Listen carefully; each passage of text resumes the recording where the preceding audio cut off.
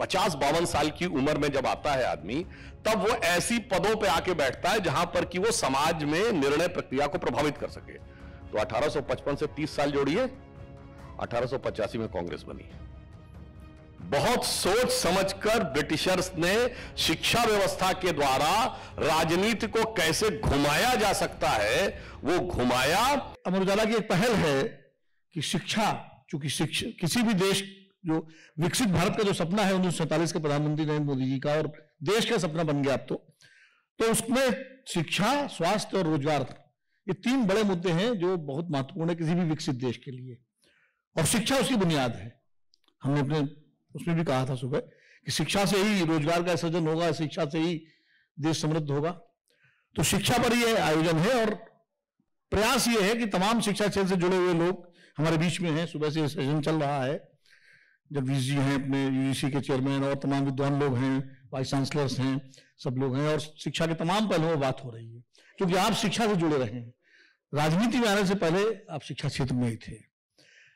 आप क्या समझते हैं आपके हिसाब से, चूंकि राजनीति में भी हैं, शिक्षा से भी जुड़े रहे हैं, कि भारतीय शिक्षा प्रणाली, उसमें क्या क्या बुनियादी परिवर्तनों की आवश्यकता है जिनको नई शिक्षा नीति ने एड्रेस किया है अपने उसमें? देखिए, शिक्षा के 2 डायमेंशन है। एक तो है कि भविष्य की शिक्षा किस प्रकार से जाएगी। नई उभरती हुई टेक्नोलॉजी शिक्षा के स्वरूप को बदल रही है। उदाहरण के लिए आपने देखा होगा एआई आया, तो प्रधानमंत्री जी ने इंडिया एआई मिशन की घोषणा की, जिसके लिए 10,300 करोड़ रुपए का प्रावधान किया गया है, क्योंकि आने वाले समय में तमाम विषयों की जो वस्तुपरक जानकारी है, यानी जो objective knowledge of various subjects, इसके अंदर एक भारी परिवर्तन होने वाला है। रिसर्च के क्षेत्र में एक बहुत बड़ा परिवर्तन तेजी के साथ आएगा। इसमें सिर्फ ऐसा नहीं इंजीनियरिंग और मेडिकल में ही आएगा। लोग कहते हैं मेडिकल में, वैसे तो ठीक है, एआई मिशन को 2-3 फील्ड्स में सरकार ने फोकस किया, जिसमें अर्बन डेवलपमेंट और हेल्थ केयर 2 बड़ी चीजें हैं, मगर ये शिक्षा के हर क्षेत्र में आगे आ सकती है। उदाहरण के लिए हिस्ट्री में ही अगर देखना हो तो आप ये देखिए कि बहुत सी ऐसी स्क्रिप्ट्स हैं, जैसे इंडस वैली की स्क्रिप्ट अभी तक नहीं पढ़ी गई है। हो सकता है एआई से ऐसे कॉम्बिनेशंस आए कि हम उस स्क्रिप्ट को कुछ हद तक पढ़ने में सफल हो जाएं। जी।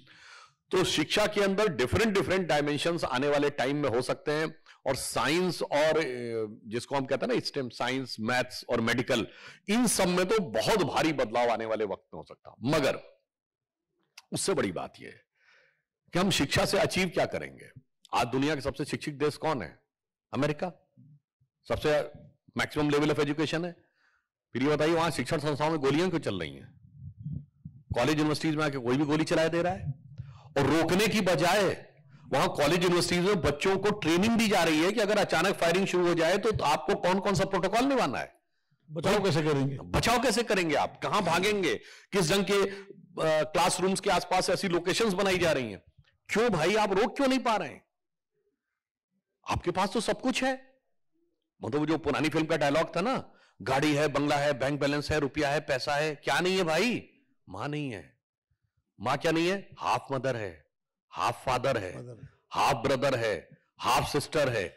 इसका अर्थ यह हो गया, पहली बात, कि अगर सब कुछ आपको आर्थिक प्रगति और विकास, यानी अच्छे रोजगार और अच्छे जीवन स्तर, यानी मेटीरियल जीवन स्तर से प्राप्त हो जाना होता तो अमेरिका को स्वर्ग बन जाना चाहिए था, परंतु ऐसा नहीं हो पा रहा। और इसका मैं प्रमाण देता हूं, इसको बहुत पहले हमारे देश के महापुरुषों ने समझ लिया था। महात्मा गांधी ने किताब लिखी 1909 में, हिंद स्वराज, और शायद बहुत से लोगों को नहीं पता है, ये इकलौती किताब है महात्मा गांधी की जिसे ब्रिटिश गवर्नमेंट ने बैन किया था, और शायद ये 1938 या 39 तक बैन रही जी। उस किताब में वो मतलब संपादक और प्रश्न पूछने वाले के रूप में लिखी गई। उसमें प्रश्न पूछा जाता है कि भाई बापू ये बताइए, इस देश में किसान जिसके पास पहनने को ढंग से कपड़ा नहीं है, 2 जून की रोटी खाने के लिए पैसा नहीं है, ढंग से खाना नहीं खा पा रहा है, ऐसी जर्जर स्थिति वाले को देखकर आपके मन में भारत के भविष्य के लिए चिंता नहीं उत्पन्न होती है? तो गांधी जी का जवाब क्या था? ना, इसे देख के चिंता नहीं उत्पन्न होती है, मुझे भारत के पढ़े लिखे लोगों को देख के चिंता उत्पन्न होती है। और उसको उन्होंने आगे क्वांटिफाई किया। उन्होंने कहा कि जिस ढंग की शिक्षा पद्धति चल रही है, वो क्या करना चाह रही है, वो हम इंग्लैंड से मुक्त होकर इंग्लैंड की कॉपी बनना चाह रहे हैं। हम ब्रिटेन से मुक्त होकर ब्रिटेन की कॉपी बनना चाहेंगे, तो उन्होंने शब्द यूज किया है, तो फिर ये हिंदुस्तान नहीं, ये इंग्लिस्तान होगा। और चलिए आप कहेंगे इससे क्या फर्क पड़ता है, आजकल के जो नहीं रैशनलिस्ट लेफ्टिस्ट और वो कहेंगे अरे सब क्या फर्क पड़ता है, अगर वहां अच्छा है तो वही वाला हो जाए। तो उन्होंने आगे भी बताया, कहा ये जो संघर्ष है, शिक्षा की दृष्टि से बहुत गहरा समझना चाहिए। गांधी जी ने हिंद स्वराज में लिखा, उन्होंने कहा ये जो संघर्ष है ये आधुनिक सभ्यता जिसका कि प्रतीक ब्रिटेन है, उस समय तो ब्रिटेन ही सबसे बड़ी पावर थे, और उन्होंने कहा प्राचीन सभ्यता जिसके प्रतीक हम हैं, इन दोनों के बीच का संघर्ष है। और उन्होंने कहा ये जो आधुनिक सभ्यता है इसके लिए उन्होंने शैतानी सभ्यता प्रयोग किया और कहा हमारी सभ्यता दैवीय सभ्यता है और एक दिन यह सभ्यता अपने लिए नहीं पूरी दुनिया के लिए चुनौती पैदा कर देगी। और आज आप देखिए आज क्या हो रहा है, अगर आप उस जमाने से देखिए जो कुछ ट्रंप ने शुरू किया है, ट्रेड वॉर और यूरोप के अंदर जो क्राइसिस है, सिर्फ इतना समझिए 1 जनवरी 1995 को WTO बना, यानी ग्लोबलाइजेशन ऑफिशियली स्टैब्लिश्ड। 2025 आते आते MAGA, make America great again, यानी beginning of the end of globalisation. भैया अपना अपना संभाल लो, दुनिया भर का बवाल अपने सर पे मत रखो। हो गया आप ये समझिए colonisation lost 150 to 200 years, communism finished in less than 75 years and globalization is started ending in 30 years। तो जो गांधी जी ने कहा था वो बिल्कुल सही था। इसीलिए जो हमारी शिक्षा पद्धति है उसमें क्या अंतर है, जैसे प्रधानमंत्री मोदी जी ने कहा नवंबर 2025 में AI समिट में कि AI का जो डेवलपमेंट होना चाहिए it should be human centric not the money centric. तो जो सारी शिक्षा व्यवस्था केवल इसलिए है कि मुझे अच्छी नौकरी, अच्छा पैसा मिल जाए और मैं मैक्सिमम संसाधनों का अधिकतर भोग कर सकूं, जिसे वो एक अकबर इलाहाबादी का पुराना शेर है ना कि क्या कहें अहबाब क्या कार्य नुमाया कर गए, ग्रेजुएट हुए, नौकर हुए, पेंशन मिली और मर गए। तो अगर जिंदगी का सिर्फ यही लक्ष्य था तो ना आप अपने लिए कुछ कर पाएंगे ना देश समाज के लिए।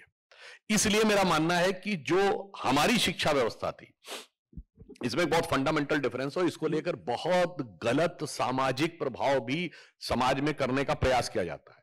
हमारे यहां नॉलेज के 2 डायमेंशन है, एक है अविद्या और एक है विद्या। चूंकि वेस्ट में ऐसा कोई क्लासिफिकेशन नहीं तो उन्हें समझ में नहीं आता है। अविद्या कोई खराब चीज नहीं है, ऑल मटेरियल नॉलेज, मतलब हिंदी इंग्लिश मैथ से लेके और मतलब sociology, economics, history, geography, engineering, medical, maths, management, ये वो सब ये है अविद्या। अविद्या के लिए ना किसी को पात्रता की जरूरत है ना किसी गुरु की जरूरत है। आज के जमाने में आपको जो अच्छा लगे पढ़ना शुरू कर दीजिए। 20 किताब, आप इंजीनियरिंग के विद्यार्थी हो, आपको इकोनॉमिक्स में इंटरेस्ट हो जाए, ले आइए 10, 20, 50 किताबें, 2-3 साल में आप इकोनॉमिक्स के एक्सपर्ट हो जाएंगे। किताबें ले दो, गूगल में कर लीजिए। और आज के जमाने में गूगल में पढ़ना शुरू कर दीजिए, रोज 2 घंटा उस सब्जेक्ट पे लगाइए, देखिए 6 महीने बाद उस सब्जेक्ट के आप एक्सपर्ट हो जाएंगे। मगर विद्या की परिभाषा क्या है? सा विद्या या विमुक्त है, वो विद्या जो मुक्ति का मार्ग प्रशस्त करे, वो विद्या है। इसके लिए आपको अपने अंदर परिवर्तन करना पड़ेगा, इसके लिए पात्रता डेवलप करनी पड़ेगी, इसके लिए गुरु की जरूरत है। अगर आपको मुक्ति पानी है तो संयम करना पड़ेगा, बगैर संयम करे हुए आप उस विद्या की तरफ नहीं बढ़ सकते। तो इसलिए ये क्लियर डिवीजन था। तो हमारे मोहतरा, you want to achieve in material, here is the way, you want to achieve in spiritual, here is the way. और हमारी एजुकेशन सिस्टम दोनों को रास्ता दिखाता था। बट अफसोस जिनके पास स्पिरिचुअल दृष्टि थी ही नहीं, वो मटेरियल दृष्टि में ही खोजते रहे और अंततः उनकी खोज ने दुनिया को किस मुकाम पे ले जाके खड़ा कर दिया है कि अगर मैं आपसे कहूं हथियार ऐसे हैं कि दुनिया 50 बार नष्ट हो सकती है, एटॉमिक वेपन। इकोलॉजिकल इंबैलेंस ऐसा है कि अगर इस कोई रेस्ट्रेन ना लाया जाए तो माना जाएगा कि अगले 100 साल में दुनिया के आधे इलाके डूब जाएंगे। और समाज में इतनी घृणा पैदा कर दी है कि एक दूसरे के खिलाफ आतंकवाद, दुनिया में 80% देश आतंकवाद से जूझ रहे हैं कि मुझे हर कीमत पे, और दुनिया में सब जगह लड़ाई हो रही है। चाइना ताइवान का कॉन्फ्लिक्ट है, रशिया यूक्रेन का कॉन्फ्लिक्ट है, इजराइल हमास का कॉन्फ्लिक्ट है, कंबोडिया थाईलैंड का कॉन्फ्लिक्ट है। लड़ो भाई, क्यों? तुम्हारी शिक्षा ने तो आधार ही बनाया कि in this world there is survival of the fittest and survival of the fittest based on the cut throat competition. तो गला काट प्रतिस्पर्धा है तो गले ही कटेंगे भाई। अच्छा सुधांशु जी, अभी हमारे पहले सेशन में जगदीश जी ने एक बात बताई, 19 सन 1800 तक इस देश में ऐसी शिक्षा व्यवस्था थी, ऐसे संस्थान थे जो व्यक्ति को संपूर्ण कुशलता मतलब प्रदान करते थे हर क्षेत्र में। और उसके बाद जो मैकाले पद्धति आई, अंग्रेजों का वो आया, उसने उसको नष्ट किया। अब क्या इस तरह के, जिस तरह आपने कहा विद्या और अविद्या, तो अविद्या मतलब मटेरियल साइंस, भौतिक पूरा जो है, और विद्या स्पिरिचुअल, नैतिक, मॉरल, दोनों को ऐसी कोई शिक्षा व्यवस्था जो दोनों का समन्वय स्थापित करे। क्योंकि अविद्या भी जरूरी है, देश को भौतिक प्रगति भी चाहिए और देश को नैतिक और आध्यात्मिक तरक्की भी चाहिए व्यक्ति को। तो दोनों का कॉम्बिनेशन कैसे बने, दोनों का समन्वय कैसे हो? देखिए, दोनों का जो जगदीश जी ने बात कही बिल्कुल फैक्ट है। मैं इसमें आपको 2-3 फैक्ट्स और भी बताता हूं, मगर दोनों का समन्वय कैसे होता है मैं आपको बताता हूं। समन्वय में हाईएस्ट डिग्री क्या होती है? पीएचडी।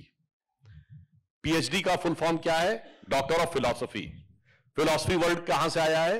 2 ग्रीक वर्ड है, फिलो और सोफिया। सोफिया मतलब किताब, फिल मतलब उसको चाहने वाला। जो किताबों को चाहने वाला हो, आप किताब में डूब जाएं तो सबसे बड़ा ज्ञान हो गया। ठीक, हमारे यहां जो पीएचडी है, उसके लिए जो हमारे यहां हाईएस्ट डिग्री है, उसको क्या कहते हैं? डॉक्टर ऑफ फिलॉसफी को, फिलॉसफी को हिंदी या अन्य भारतीय भाषाओं में, संस्कृत में क्या कहते हैं? दर्शन शास्त्र। किताब में नहीं डूबना है, सत्य का दर्शन करना है। और सत्य एक ही है, शाश्वत है संपूर्ण विश्व में। यानी अल्टीमेटली मटेरियल नॉलेज भी आपको सत्य के दर्शन की तरफ ले जाती है। दूसरा मैं एग्जांपल देता हूं, चूंकि अब आजकल लोग अंग्रेजी में इतने डूब गए, मैं कोई अंग्रेजी के खिलाफ नहीं बोल रहा हूं, उसके कारण से क्या हुआ, मूल भारत की हिंदी, संस्कृत और अन्य भारतीय भाषाओं के अंदर जो गहरा अर्थ है एक एक वर्ड में, वो भूल गए। हमारे यहां क्या कहते हैं? 1 person, I am a person, you are a person. Hindi या संस्कृत में क्या कहते हैं? एक व्यक्ति। व्यक्ति मतलब आप अभिव्यक्ति मात्र हैं किसकी? उस शाश्वत ब्रह्म की। You are an expression. तो आप देखिए, ये बोलने मात्र से आपका सीधा कनेक्ट स्पिरिचुअल बनता जा रहा है। और जो जगदीश जी ने कहा, इसके बारे में मैं एक फैक्ट फिर कोट कर देना चाहता हूं। बहुत से लोगों को लगता है ना, आजकल जो लोग अपने को गांधी जी के उत्तराधिकारी मानते हो, खुद है उस बात को नहीं मानते। गांधी जी ने अक्टूबर 1931 में रॉयल सोसाइटी ऑफ लंदन में चैटम हाउस में दिए गए लेक्चर में ये बात कही कि 100 इयर्स बिफोर, यानी 1931 से 100 इयर्स बिफोर, यानी 1825 और 20 के आसपास, जो उन्होंने कहा, India's education system was a beautiful tree and Britishers has uprooted and destroyed them. और ये बात ऐसे ही नहीं थी। टॉमस मुनरो की report Madras Presidency, William Adams की रिपोर्ट बंगाल प्रेसिडेंसी की 1820, 22, 25 के आसपास भारत की शिक्षा व्यवस्था के बारे में बताती है। इतना शानदार विलियम एडम्स की रिपोर्ट कहती है बंगाल प्रेसिडेंसी में 1 लाख स्कूल हैं। अच्छा, एक बात ध्यान रखिएगा, गुरुकुल को स्कूल नहीं माना है, वो गुरुकुल अलग है और ये स्कूल अलग है। कहता 1 लाख गांव है और 1 लाख स्कूल है। हर गांव में एक स्कूल, हर गांव में एक स्कूल है। और ये रिपोर्ट ऐसे नहीं थी कि कोई बैठ के सर्वे किया।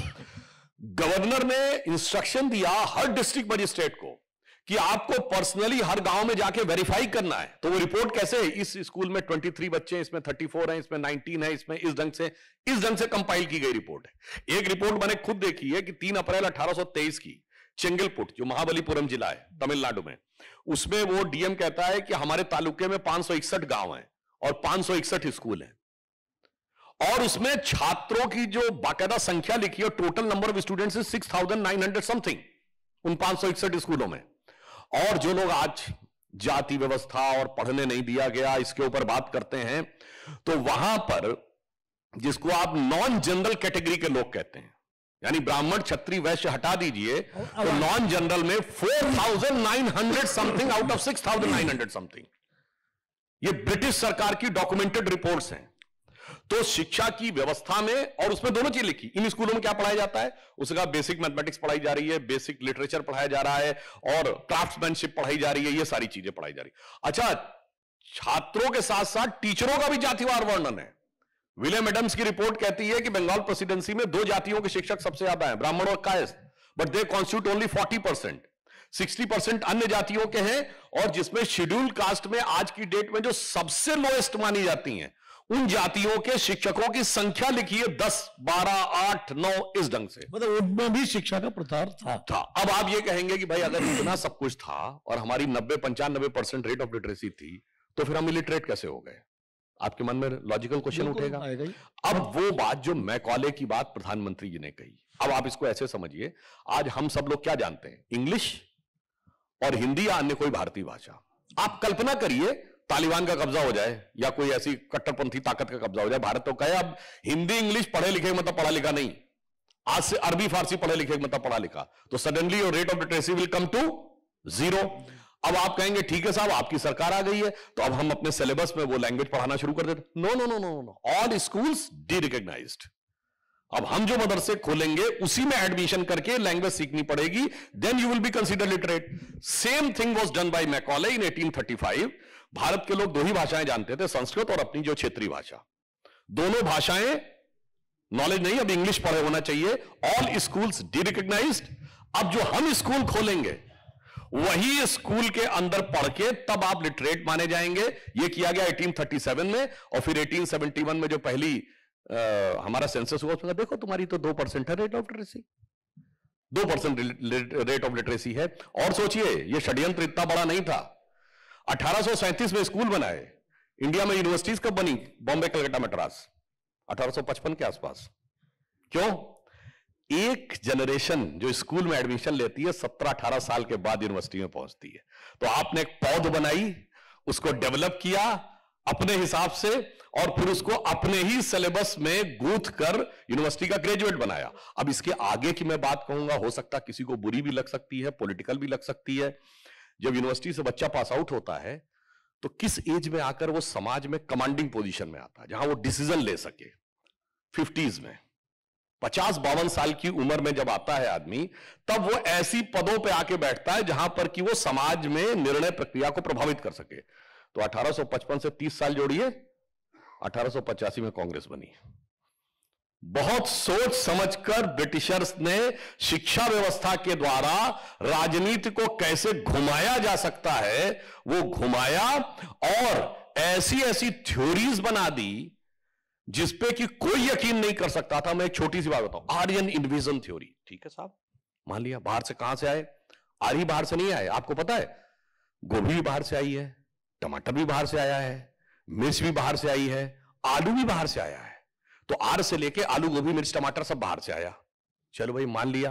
कहां से आया? ओ देखिए साहब आर्कटिक से चले आ रहे, फिर वहां से यूरोप में आए, फिर सेंट्रल एशिया में आए, फिर वो आए अफगानिस्तान की तरफ, फिर नॉर्थ इंडिया में आए। अब भैया यहां आके रुक गए। ये भैया बर्मा काहे नहीं गए? थाईलैंड काहे नहीं गए? वियतनाम काहे नहीं गए? मतलब जैसे लगता है वहां से यहां से नॉर्थ साउथ का डिवीजन करने के लिए आ रहे थे। मतलब लॉजिकली सोचना चाहिए। अब दूसरी बात सोचिए, सबसे अच्छी रहने की कंडीशन भारत में, तो भाई तुम कैसे बचे रहे? जब ग्लेशियल एज आई उस समय आज का पूरा यूरोप उससे कवर्ड था बर्फ से। आज का नॉर्थ इंडिया बहुत ठंडा था, साउथ इंडिया बहुत अच्छा था, उसमें कोई फर्क नहीं पड़ने वाला था। इसलिए माना जाता है कि यहां पर सबसे बेहतर कंडीशन, सबसे ज्यादा नदियां यहां, सबसे ज्यादा फर्टाइल लैंड यहां। आप सोचिए पेशावर से लेकर ढाका तक इतना बड़ा फर्टाइल लैंड आपको पूरी दुनिया में नहीं मिलेगी। और जब सरस्वती नदी बहती होगी तो इससे बड़ा लैंड कोई नहीं था, फिर भी सब बाहर से आए। अच्छा चलिए वो भी मान लिया। भैया तुम जहां पे गए सबको तो सर कलम कर दिया, यू फिजिकली एलिमिनेटेड एवरीबॉडी।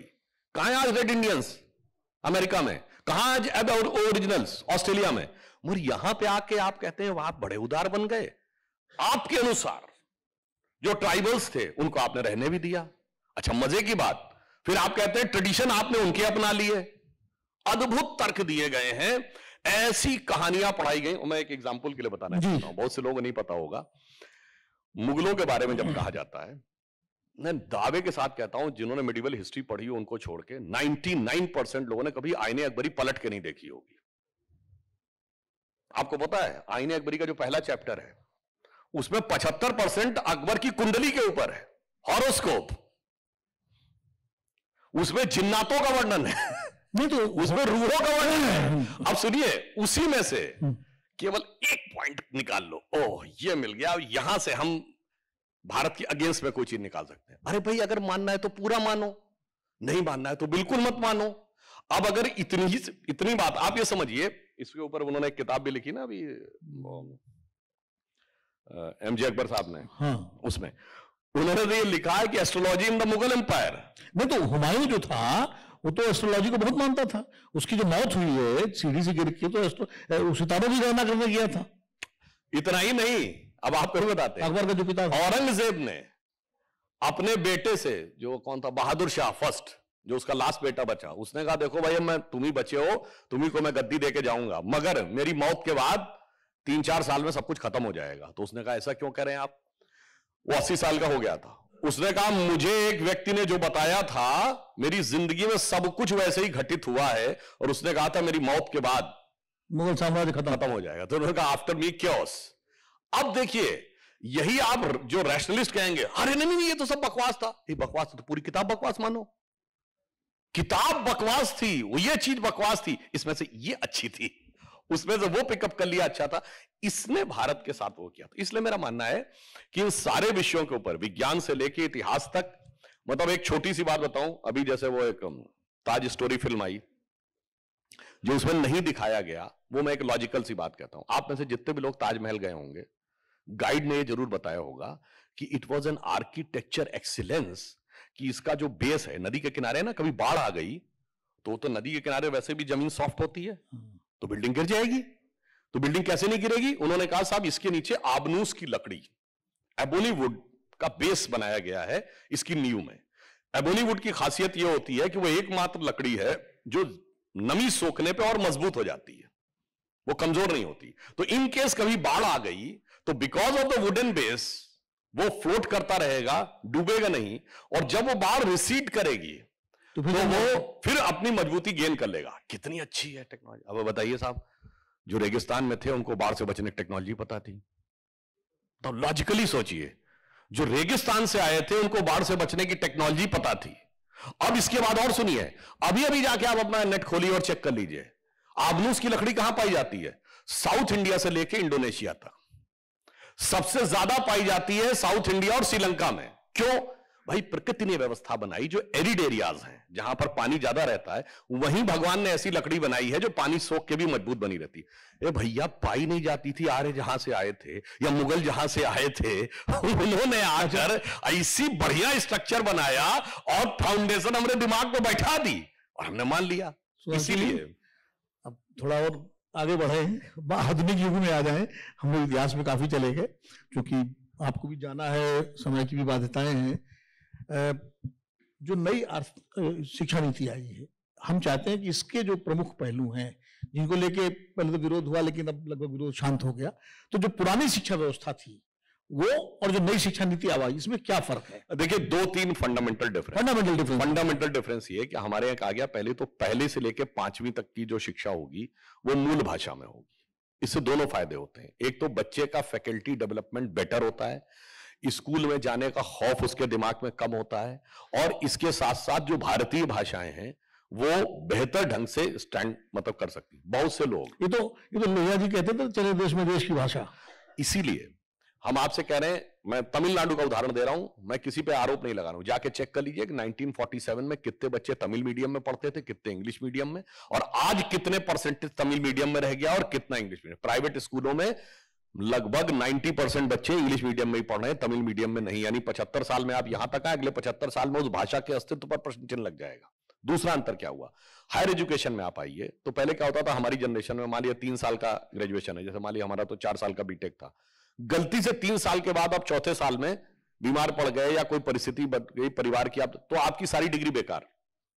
मतलब अगर 3 साल में आपने 2 साल पढ़ा और गलती से आप 1 साल आखिरी साल में कोई ऐसे कारण से, तो अब इसमें क्या है कि भाई 1 साल आप पढ़ के निकल जाइए, सर्टिफिकेट मिल जाएगा, सेकेंड ईयर के बाद डिप्लोमा मिल जाएगा, थर्ड ईयर के बाद डिग्री मिल जाएगी, और फोर्थ ईयर कर लेंगे तो ऑनर्स की डिग्री मिल जाएगी। थर्ड ईयर ये है कि इंटरडिसिप्लिनरी, हमारे यहां एक टैबू बन गया था कि कोई व्यक्ति जो ह्यूमैनिटीज का है वो साइंस में नहीं जा सकता, साइंस वाला ह्यूमैनिटीज में नहीं जा सकता। तो अब इन चीजों में अलग, जैसे एग्जांपल के लिए मैं कहना चाहूं, एस्ट्रोनॉमी साइंस का विषय है, पर हिस्ट्री में भी उसका बहुत जबरदस्त उपयोग है जी। कार्बन डेटिंग साइंस का विषय है, आज हिस्ट्री में भी उसका उपयोग है, आर्कियोलॉजी का। तो उसी प्रकार से अगर आप मेडिकल साइंस में काम करना चाहते हैं और आप आयुर्वेद को स्टडी करना चाहते हैं तो 1 साल का संस्कृत का कोर्स कर लीजिए, and then you are allowed to go in that. आप आगे संस्कृत पढ़ लीजिए, फिर जाके आप उसका यूज कर लीजिए मेडिकल साइंस में। तो ये इंटरडिसिप्लिनरी, तीसरा पॉइंट जो सरकार ने फंडामेंटल डिफरेंस किया है, रिसर्च में हम पीछे हैं अभी। देखिए जो बेसिक रिसर्च है उसमें भारत पीछे है, तो उन्होंने 500 करोड़ रुपए का एक भारत का अनुसंधान का एक अलग सेक्शन क्रिएट किया है जो इस बात के लिए इंकरेज करेगा कि कैसे अनुसंधान किया जाए। तीसरी चीज यह भी की है कि चौथी चीज की जो इंस्टीट्यूशंस हैं उनकी रैंकिंग होगी और वो जो एक सर्टेन कैटेगरी में आते जाएंगे, तो अगर वो चाहेंगे तो अपने लिए रिसोर्सेज रिसर्च के लिए देश से भी और देश के बाहर से भी अगर वो पा सकते होंगे तो वो ले लेंगे। यानी उनको जो टॉप 50 इंस्टीट्यूशंस होंगे उनको एक सर्टेन लेवल ऑफ ऑटोनॉमी दी जाएगी ताकि आप अपने रिसोर्सेज कहीं से भी ला सकें। तो इस ढंग से सरकार ने प्रयास किया है कि शिक्षा व्यवस्था के द्वारा प्राइमरी से लेके और ऊपर तक, और फिर जैसे वो एक भारतीय ज्ञान कोश वाला भी प्रारंभ किया है कि जो हमारा ट्रेडिशनल नॉलेज है उसको भी बच्चे पढ़ें और उसको कंटेम्परेरी कॉन्टेक्स्ट में, यानी हमारी प्राचीन ज्ञान को युगानुकूल परिवेश में लाकर स्थापित करें। जैसे अभी आजकल आपने देखा होगा ना, वो बहुत ज्यादा सोशल मीडिया में चल रहा है कि देवव्रत महेश रेके नाम के 19 वर्ष के बालक ने जो दंडक्रम पारायण किया है। अब तमाम लोग कह रहे हैं उनके बड़े पेट में दर्द है, कर लिया, इसमें क्या हो गया क्या हो गया। सब ये इतना, आप सोचिए मेंटल फैकल्टी के लिए कितना जबरदस्त चीज है कि इसको आप समझिए किसी मंत्र को पहले आप सीधे पढ़ें फिर उल्टा पढ़ें, फिर उल्टा पढ़ने के बाद बीच बीच में एक पद को सीधा पढ़ें फिर पद को उल्टा पढ़ें, फिर दो पद को सीधा पढ़ें, दो मतलब ऐसे समझिए 1 2 3 4 5 5 4 3 2 1 देन 1 2 2 1 1 2 3 3 2 1 1 2 3 4 4 4 3। अरे इतना अगर आपको न्यूमेरिक में कह दिया जाए तो दिमाग घूम जाएगा। बिल्कुल। और 2000 मंत्रों करना, ये क्या दर्शाता है? भारतीय परंपरा से ज्ञान को धारण करने की क्षमता मनुष्य के अंदर कितनी है, उसे इवॉल्व करने की टेक्नोलॉजी हमारे पास। कुछ लोग कहते हैं ना इससे होता क्या है, ये मैं उनको ऐसे ही बताना चाहता हूं। जब आइंस्टीन ने फोटो इलेक्ट्रिक इफेक्ट खोजा था, उसको नोबेल प्राइज रिलेटिविटी थ्योरी के लिए नहीं मिला, फोटो इलेक्ट्रिक इफेक्ट। तो लोगों ने कहा हमें अगर आकर कोई वो ये लाइट की रे गिरती है और उससे इलेक्ट्रॉन निकल आ जाता है, इससे कौन सा फर्क पड़ता है? 1916 में वाकई फर्क नहीं पड़ता था। आज आप कहीं भी जाते हैं, होटलों से लेके सब में, वो जो बगैर टच का पानी आता है टैप पे, वो कैसे आता है? आप यूं हाथ करते हैं, ये फोटो इलेक्ट्रिक इफेक्ट है। तो किसकी यूटिलिटी क्या है ये आने वाले टाइम में पता लगती है। इसलिए मैं कहना चाहता हूं जो दोनों काम भी किए कि नई टेक्नोलॉजी के साथ आप प्राचीन कोश का भी अध्ययन करिए और उसे कॉन्टेम्परेरी कॉन्टेक्स्ट में एस्टैब्लिश करिए। मतलब आखिरी सवाल करके मैं इसको वाइंड अप करता हूं। जो शिक्षा के दो समानांतर है, एक निजी क्षेत्र है, एक सरकारी क्षेत्र है। निजी क्षेत्र तो अपने तरीके से काम कर रहा है, तमाम सारे उनके इंस्टीट्यूशंस हैं, उनको फंड्स की भी दिक्कत रही क्योंकि वो अपने रिसोर्सेज जुटा लेते हैं। लेकिन जो पब्लिक एजुकेशन सिस्टम है, जो सरकारी क्षेत्र है, उसका लगातार जो डिटोरेशन हो रहा है, जो लगातार उसमें फंड्स की कमी आ रही है, एजुकेशन का बजट भी उस हिसाब से नहीं बढ़ रहा है। और आप देखिए कि राज्यों में खासकर कई स्कूल बंद करने की नौबत आ गई है सरकारी स्कूलों को। तो इस जो ये विरोधाभास है निजी और सरकारी क्षेत्र का, इस पर वैसे इसका मैंने आंशिक उत्तर आपको पहले भी दे दिया था। जब आप बड़े इंस्टीट्यूशंस होते हैं और जब फंड्स की कमी आती है, इसलिए कहा गया कि जब वो परफॉर्मेंस करते हुए एक सर्टेन कैटेगरी में आ जाएंगे तो वो गवर्नमेंट के बाहर से भी फंड्स लेने के लिए, रिसोर्सेज लेने के लिए इंटाइटल्ड होंगे। एक और भी तरीका हो सकता है कि अगर एक जिसे कहते हैं अमेरिकन यूनिवर्सिटीज ने, आपने देखा होगा, बहुत सारी चेयर्स क्रिएट कर रखी हैं और उन चेयर्स को कोई कारपोरेट फंड करता है। हम भी ऐसी व्यवस्थाएं कर सकते हैं। बात कर रहा हूं बिल्कुल प्राथमिक स्तर पे। जो आपने प्राथमिक स्तर की बात कही, अब वो एक ऐसा विषय, एक समय एक गांव में एक स्कूल था और आज स्कूल बंद हो रहे हैं। राज्यों में खबरें आती, 6000 स्कूल बंद हो गए, 8000 स्कूल बंद हो गए, मर्ज हो गए। तो और मतलब उसमें दो चीजें हैं, एक है इंफ्रास्ट्रक्चर के लिए सरकार पूरा प्रयास कर सकती है। दूसरा क्या होता है कि वहां के टीचर्स की क्वालिटी और एजुकेशन की क्वालिटी, इसके लिए ग्राम सभा को भी सजग होना पड़ेगा। और यहां पे एक थोड़ा सा मैं डिफरेंस कहूंगा, जो बात, क्योंकि शिक्षा तो राज्य और केंद्र दोनों का विषय है। हमारे यहां जो प्राचीन काल से शिक्षा व्यवस्था थी वो जानते क्या थी? गांव के अंदर हर गांव में एक मंदिर होता था। अब मंदिर में सुबह शाम तो होगी आरती, दिन में क्या होगा? दिन में स्कूल चलेगा। स्कूल कैसे चलेगा? By the donation.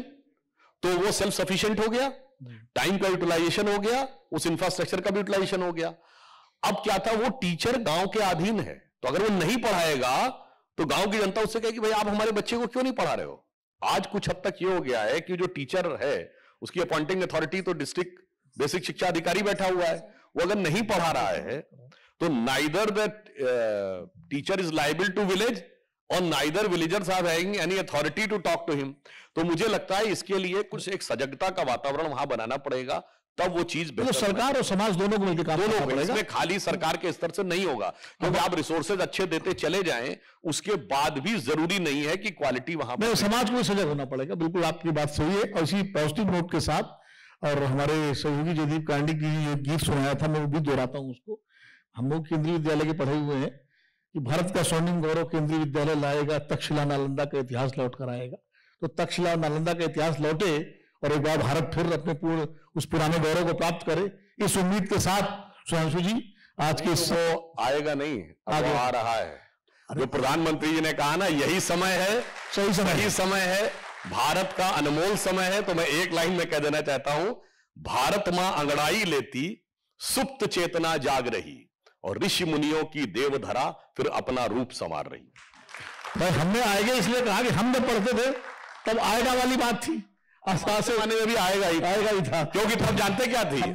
लास्ट में एक कमेंट थोड़ा पॉलिटिकल लग सकता है आपको, तब भारत की ग्रोथ रेट 2% थी, आज 8.2% है, क्योंकि तब हिंदू ग्रोथ रेट थी, अब हिंदुत्व ग्रोथ रेट। अगर आप ये वीडियो YouTube पर देख रहे हैं तो हमारे चैनल को सब्सक्राइब कर बेल आइकन दबाएं, और Facebook पर देख रहे हैं तो हमारे पेज को लाइक करें।